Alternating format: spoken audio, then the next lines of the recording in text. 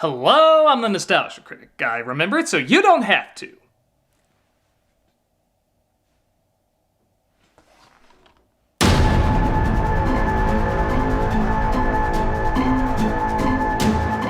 Writer-director Roland Emmerich really likes to think outside the box, in that he's constantly pondering, how do I get back inside the box? The box, in this case, is proud but quirky people who don't think they're prone to survival thrown into the biggest fight of their lives where the environment around them is destroyed. It honestly doesn't matter what the disaster is. Aliens, Godzilla, war. Even a year can somehow blow everything up. There's something particularly sad, though, about going back to your most successful of these repeated attempts after 20 years of doing the exact same thing, simply to do the exact same thing. If you've seen my review of Independence Day, you know it's not a favorite of mine, but I understand why people like it. It was the first time this B-movie scenario of aliens blowing up the world was attempted with state-of-the-art CG effects. It had a lot of charming actors we recognized, and everyone knew it was stupid, but it was simple. Everybody could relate to the excitement of aliens arriving, people having different reactions, seeing them destroy everything we couldn't imagine being destroyed, and the world putting aside their differences to fight back. On a surface level, I totally understand. So why would you think doing the same thing, minus half the original cast and no huge names replacing the rest, would you think we would find this exciting and new? While Independence Day Resurgence made its money back globally, it bombed pretty hard domestically. So why couldn't Emmerich recreate the same success after years of trying to recreate the same success? Well, we're gonna take a closer look. Let's see why this resurgence was anything but, this is ID for 2. The film opens clarifying that Thanos was kind of right, as wiping out half the population resulted in immediate world peace and utilizing the alien technology to grow a united utopia. For 20 years, the world has seen no armed conflict. Nations have put their petty differences aside. And ironically, we have Twitter to thank for all that. Who knew?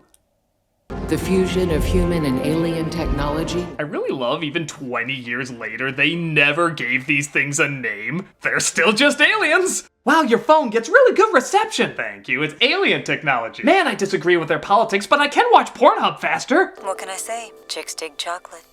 We're introduced to Will Smith's son, Dylan, played by Jesse T. Usher, as well as a cameo from Will Smith himself. Hope you enjoyed that. Man, that's bad when he accepts the scripts for Collateral Beauty and Suicide Squad over yours. You're the one that's back in the White House. Yeah, as an employee, I don't quite get the same benefits as when I lived here. It looks like he's heading up to a moon base where a guy named Jake, played by Liam Hemsworth, He's adopted.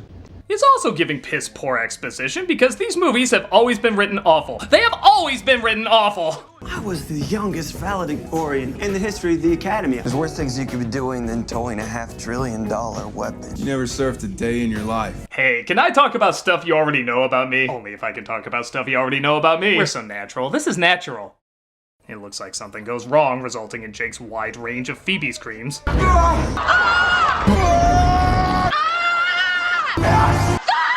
But he fixes the problem despite it not being protocol. You almost got us all killed. Yeah, but then I saved everyone. And kept my hair great despite wearing a baseball cap. Gravity is light up here. The moon is awesome! God save us, William Fitchner. You always kick ass. Surely you won't be flat like everyone else. My wife and I were enjoying a very nice morning and a very expensive bed and breakfast. Oh no. After 20 years of being catatonic, get me Director Levinson. You were the best shredder without even being the shredder. How are you doing this movie? Oh boy, my Goldblum alarm is going off. There he is. Did I mention alarm was spelled like this? I've been chasing you across the planet for 3 weeks now. Who are you again? Floyd Rosenberg, government-appointed controller. Hello? Hello, it's Tamara Lynn Chambers. I know your full name, Tamara. As an actress of over 6 years on Nostalgia Critic, I felt it necessary to call you and tell you that. Why are you talking like this? Nobody talks like this. Says you. Says thousands of years of human interaction. As you know, I was born February 7th, 19... Hello? Does that mean I missed your birthday? Yes, it does. Happy birthday. Thank you. Goldblum comes across a woman named Catherine Wow. Catherine, wow.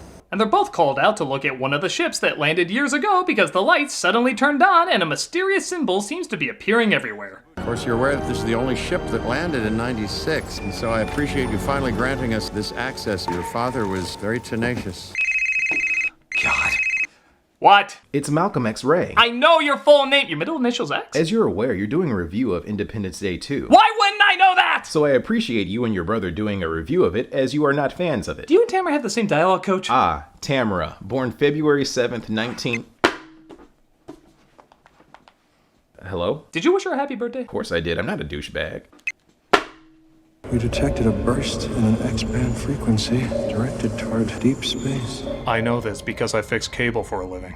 Back on the moon base, we see Jake is talking with his fiancée, Patricia, the lady we met earlier in the White House. I'm gonna steal a tug and come back and see you right now. No, because last time you did that, they added a month to your tour. I saw Dylan at the White House today. You nearly killed him, remember? Jesus, is this a dating app? Everyone has to say something about themselves and then they swipe?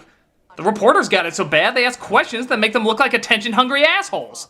Actually, what am I talking about? That might be the most realistic thing in the movie. Considering he died during a test flight, how do you feel taking off for the moon from a hangar named after your father? Well, thanks for reminding me my dad died. I totally forgot about that. I guess it feels pretty good. Yes. Your father is dead. That is my question. Thank you. Dylan arrives on the moon, where pilots, I guess, are like K-pop stars, and soldiers are straight-up creepers. The pilot that China sent is my future wife, and I mean it.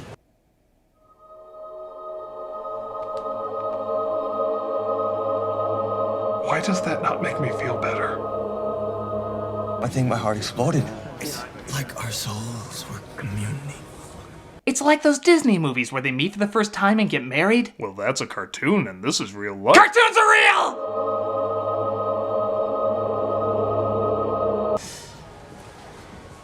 He just walked in, didn't he?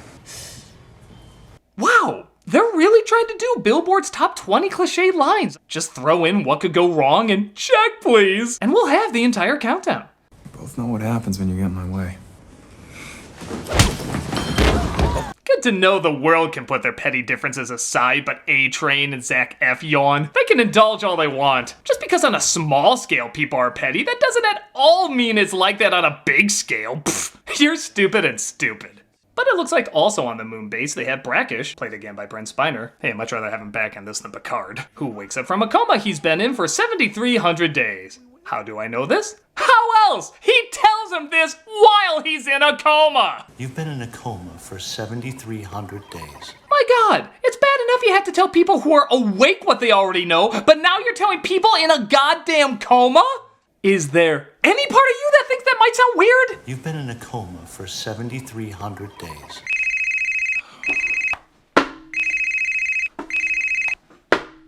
Critic, can you believe it? You've been sitting down doing this review for almost 10 minutes. I know, Malcolm! I was born July 5th, 19... No, I am not doing too late birthday greetings! By the way, if you think it's odd they're keeping a comatose doctor on a moon base, that's because they're not. But the film is so lacking in visual variety, you didn't notice, did ya?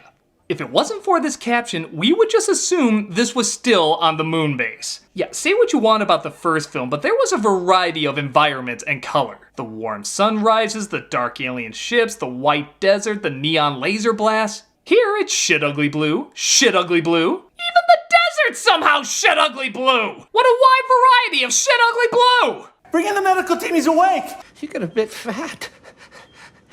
Look who's talking. How do you put on weight in a coma? What was your IV ho-hos?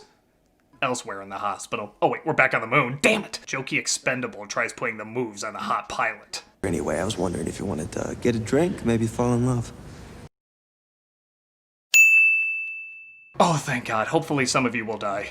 David, are you seeing this? Yes, Madam President, I'm looking right at it. An alien ship arrives, confusing everybody, which, in this universe, doesn't seem that hard, as the world's leaders try to figure out what to do. We have to be decisive. I vote to attack. I also vote to strike. I vote for better green screen behind us. Seriously, how much did this movie cost? I'm telling you, this is not them. Take him out, Commander. I think this is a mistake. Oh, what does he know? He just stopped the aliens in the past, saving humanity. Idiot. The ship is destroyed, but Goldblum suggests at least sending a recovery ship to scavenge the wreckage. David, you can lead a team up there, but after the celebration. Yeah, that's how government works. This time-sensitive revelation will have to wait so we can get shit-faced and party like there's no tomorrow. It's not that far-fetched. Wait, am I in this? I have to talk to the Joint Chiefs of Staff. Former President Whitmore, played again by Bill Pullman, has apparently been receiving mental messages of an oncoming threat. Oh, and a happy coincidence, his daughter happens to be engaged to the hero of the movie. It wasn't them. It wasn't them. I have to tell the world. It's dark, Helmet. I know it is. His Schwartz is finally bigger than mine. You gave up flying to take care of me, and I know how much you loved it. You gave up being a janitor to do reviews. Just thought I'd remind you. Get out of here! Ow! It looks like Jake stole a ship from the moon base. Yeah, I wouldn't think space military have good security either. And he flies the team from Central Africa to the wreckage. Upon arriving there, though, a much bigger ship starts making its way towards Earth. Don't know how NASA missed that one. Oh, shit, I'm losing speed! Jesus, it has its own gravity. What does that mean? Like Alexandra Bullock movies, what the hell else could it mean? The ship quickly takes out the moon base with only a few pilots escaping. She almost looked happy that place got blown up. Yeah, people died, but at least Amy was in there. I hated Amy. Always copying my tops. The ship plants itself like Earth's toupee, and instead of blowing them up, it sucks them up. Which, ironically, movies ripping off Independence Day already did. But Jake's ship breaks free of the gravity just as everything is blown back to the ground. She's gone from suck to blow. Oh hey, I know that guy falling to his death. Hi, Pat! And I won't lie, some of these scenes look pretty cool. I'm surprisingly amazed this imagery I've seen a million times in Emmerich films actually does still impress a little bit. But not only do they still pale in comparison to the first one, but they also don't last very long, make very little sense. Shouldn't there be a lot more smoke and debris from that? And most importantly, you don't give a shit about anybody. Like look, Will Smith's wife from the last film gets axed. No, that's a shame, she got an entire scene talking to her son. On the phone. For 13 seconds. 13 seconds, and we're supposed to be like, no! She looked to the right so passionately, no! I felt more fucking emotion for Boomer. Hey, speaking of which, what about Boomer? Boomer is like really dead. Oh. Yeah, it's been 20 years, dude. He's in doggy heaven. Is there another pet I can care more for than the human characters? There's this puppy named Daisy. What about Daisy? She's fine.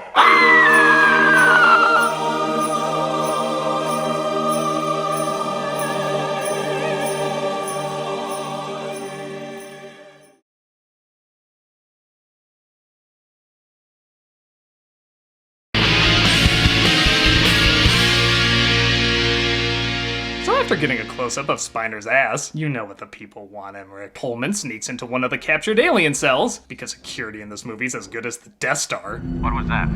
Allowing the alien to use him to communicate. She has arrived. What does this mean? What does this symbol mean? Oh, that's our equivalent of drawing dick and balls. You probably thought it was something really meaningful, didn't you? Dumbasses. The alien starts killing him, so they gun it down. Meanwhile, we see the only person who hasn't aged in this movie, as he always looked old. Judd Hirsch as Goldblum's father. He's picked up by some bickering kids, but give him some credit. They took this thing more seriously than others. I think they're blowing it way out of proportion. Trying to get drunk before everything closes. But they agree to help him out. My parents are probably dead right now, and most of my friends... She's just upset because her boyfriend Kyle's for sure gone. Why don't you pull over here? Let me drive and you take a little break. Wow, the only characters in this movie I give a shit about so far. Please cut away so I learn nothing about them. Good movie, you almost became engaging there. Back to bullshit. They're like a hive, and I think we just found their queen. They're a very big queen. Yeah, we've stolen from ourselves enough. Let's go back to stealing from other sources. I think they're after our molten core. Which means... the end of life on this planet. God, he said that so many times in his career. He doesn't even try to put urgency in it anymore. The end of life on this planet. Welcome to Independence World. They plan an attack on the big ship because, yeah, it's about time for that scene. But the aliens obliterate them because, yeah, it's about time for that scene. We just lost Bomber 9 and Bomber 13, sir. Not 9 and 13! I just assumed tons of planes were being shot down in this scenario, but not 9 and 13! Who will I go to the beach with? Follow my lead. They get creamed so bad they fly inside the ship, but their engines are zapped and they all plummet. To make things worse, the aliens attack the base where the president and her cabinet is, wiping them all out, putting General Not Shredder in charge. Hey, remind me, am I Bill Pullman or Bill Paxton? 20 years to get us ready. And we never had a chance. But the president said they were just like the flu. This planet has been unified in a way that's unprecedented. Don't you love when one man's voice can be heard throughout an entire hangar of people? We can't let them down. It wasn't luck last time. It was our resolve. Even the music's like, are we trying to recreate the first one? I'm gonna keep the volume really low, just in case this totally doesn't work. We all have to fight till our last breath. And that is gonna lead us to victory. Now get me a plane. No. Then get me a coffee. An American coffee. But some of the wreckage they pulled from the destroyed ship earlier, it turns out was from another alien race trying to fight the Queen. And of course, something survived the crash to tell him this. Why are you here? I came to evacuate as many of you as possible, but you attacked me. Look, we're a Roland Emmerich movie. Communication isn't exactly our strong point. They put together that the Queen is going to come looking for the sphere, so they try to set up a trap when she arrives. So the idea is to get her to follow this tug, the decoy transmitter, and once she's taken the bait, our cold fusion bombs. Why is Goldblum suddenly talking like a game show host? Our lovely assistants will show you a brand new bomb that will destroy the Queen in Cancun, Mexico. Oh, Cancun, Mexico, everybody. As you know, they took out all of our satellites, which... It's not even worth mentioning anymore. They need someone to fly the bomb in to blow up the Queen, sacrificing themselves. You've seen the last movie. Can you guess who's gonna fly up who hasn't flown in years? Let's get it done. I'll fly it in. Oh. Okay, you're doing a spin on the idea. All right, I give you credit. You're actually smarter than I thought, movie. No, you won't. There's the ass sauce I'm used to. What are you doing? Patty, there are a lot of reasons why I'm the best choice for this. And a lot more reasons why you're not. Meanwhile, the few survivors inside the ship have to distract the aliens in order to steal their planes, so Jake pees. Been holding that one for a while. Yeah, it's great strategy. Literally have your dick out when inevitable gunfire arrives. Unless your schlong looks like this. Not a great plan. The technology hasn't changed at all. Yeah, 20 years and not one update. I can see why this is the universally dominant species. They get out of the ship as the new president makes a speech to the world before taking on the Queen. No matter your nationality, color, or creed, no matter our differences, we are all one people. Yes, in a world where petty differences are set aside, we do constantly need to be reminded of that. This world's as utopian as Animal Farm. The Queen's ship arrives, and it looks like Judd Hirsch upgraded to a bus. Yeah, figures on top of all this terrible, we'd somehow work school into this too. What? We have to wait for the end of the world for us to get together. I'm a little busy right now, Dad. You and I, we're gonna have to talk. I said not now. Oh, even at the end of the world, is he still a stereotypical Jewish dad? Oh, you don't have time for your father? What's the name of these aliens? I bet they all became doctors. Happy 4th of July. Pullman flies into the center of the ship, which given drone technology, wouldn't that have made more sense? And he sacrifices himself right in front of his daughter. Wait, you never told me where Mom's been sleeping these past 20 years. We got it. Yeah, it's really over, guys. 4-minute climax. Nothing to see here. Not one other surprise. Or to quote Goldblum, aww. Come on, let's go! We have to wait for the dog? I guess so. Daisy. Yeah, it's not the same. Yeah, the giant queen of an advanced alien race can't catch up to the top speed of a middle school bus. Even the aliens from Signs are waiting for the Weird Al song about you. Patricia penetrates the Queen's shield, but she knocks her down and continues to chase after her. What a salty queen. Clearly she hasn't learned to put her petty differences behind her like we have. Oh. In one of the film's stranger scenes, I guess that's saying quite a bit right now, Brackish's doctor friend dies, and it's played less like a dramatic moment and more like a Seth Rogen comedy. Who's gonna water the orchids? I gotta tell you. What? This was supposed to be a sweater.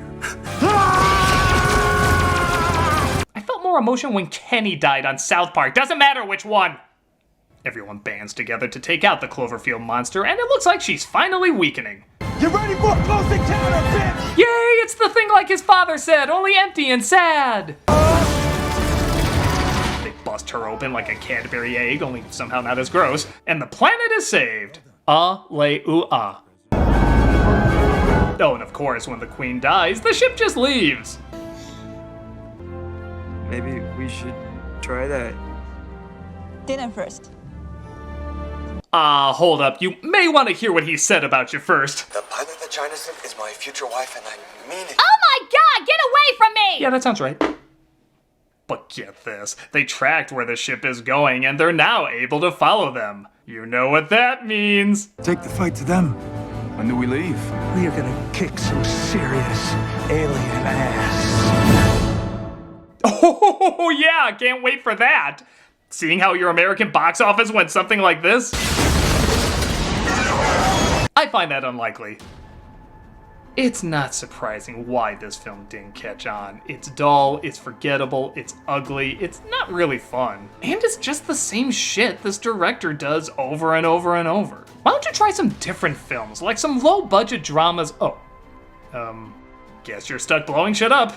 This is such an unnecessary film that had neither the cornball energy or silly excitement of the first. And like I said, I didn't really get into that one, but I guess I do have a bit more of an appreciation for it after seeing this. If you really want to see the old Independence Day gang again, just watch the Independence Day gang again, because this is an alien turd that deserves to be forgotten about. I'm a nostalgia critic, I remember... Hello? As you probably know, the movie is over. Remember that time you watched Independence Day Resurgence? Malcolm tell you the movie's over? We have to wait for the dog? I guess so.